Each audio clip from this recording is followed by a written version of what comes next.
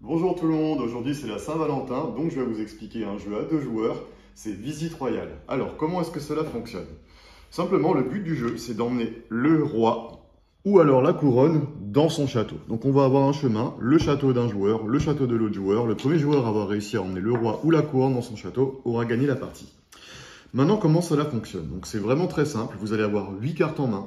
À votre tour de jeu vous allez jouer autant de cartes que vous voulez du même personnage, donc de la même couleur. Par exemple, je pourrais jouer des cartes bleues, donc que des cartes bleues. Là, j'en aurais une valeur de 8. Donc, je pourrais déplacer le fou de 8 cases vers mon côté du plateau. 1, 2, 3, 4, 5, 6, 7, 8.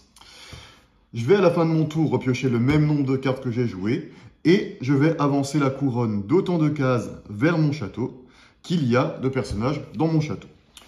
Au niveau de la mécanique, c'est pas plus compliqué que ça. Donc le premier joueur à avoir emmené la couronne ou le roi aura gagné la partie. Maintenant, il y a des petites subtilités sur les cartes. C'est là que ça devient rigolo. Il y a également des personnages qui ont des pouvoirs particuliers. Je vais vous expliquer ça. Donc simplement, les cartes rois pour commencer. Si je joue une ou plusieurs cartes rois, je peux simplement déplacer le roi d'autant de cases que la valeur des cartes que j'ai jouées. Par contre, il y a toujours une petite contrainte. Le roi est toujours encadré par ses 2 gardes. Donc, c'est-à-dire que le roi ne peut jamais dépasser un de ses gardes. Donc là, en l'occurrence, en jouant ces 2 cartes rois, je ne pourrais pas atteindre cette case-là. Donc, je pourrais en jouer par exemple qu'une seule pour bouger le roi d'une case. Mais il y a une autre petite subtilité sur les cartes rois, c'est que si je joue 2 cartes rois, je peux déplacer les gardes et le roi. Donc, à la place de déplacer seulement le roi, je déplace toutes les pièces qui composent le garde et le roi d'une case vers mon côté. Maintenant, les cartes gardes. Donc simplement, on va avoir des cartes gardes avec une valeur d'1 et une valeur de 2. Donc ça me permettrait par exemple de faire 1, 2, 3.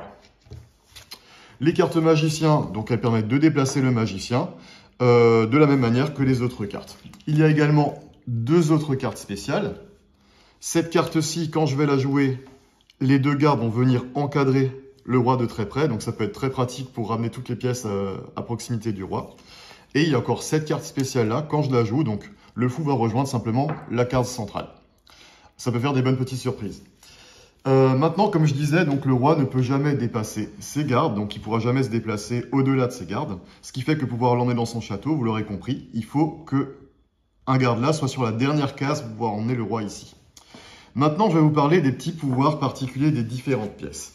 Donc, le magicien. À la place de jouer des cartes, ce que je pourrais faire, c'est téléporter le roi ou un de ses gardes sur la case du magicien directement. Donc là, par exemple, je pourrais téléporter un garde. Je dois toujours respecter les contraintes, c'est-à-dire que le roi ne pourra pas dépasser ses gardes, encore une fois. Donc là, je ne pourrais pas téléporter directement le roi. Et je ne peux jamais téléporter le fou. Maintenant, le pouvoir du fou. Donc le pouvoir du fou, pour pouvoir l'utiliser, il faut que le fou soit entre votre château et le roi. Donc le joueur qui est de ce côté-là du plateau pourra utiliser le pouvoir du fou. Le joueur qui est de ce côté-là ne pourra pas utiliser le pouvoir du fou. Quand j'utilise le pouvoir du fou, c'est très simple. Je joue des cartes fous, par exemple celle-ci. Et à la place de déplacer le fou, je pourrais déplacer n'importe quelle pièce. C'est pour ça que ça peut vite devenir très fort. Donc là, par exemple, je pourrais mettre le magicien au milieu avec cette carte-là et le déplacer de sa case. 1, 2, 3, 4, 5. Etc, etc. Voilà, simplement à la fin de votre tour, si le roi est arrivé dans votre château ou que la couronne est arrivée dans votre château, vous avez immédiatement gagné la partie. Vous savez comment est-ce qu'on joue à Visite Royale. Je vous souhaite de très bonnes parties et je vous dis à bientôt. Au revoir.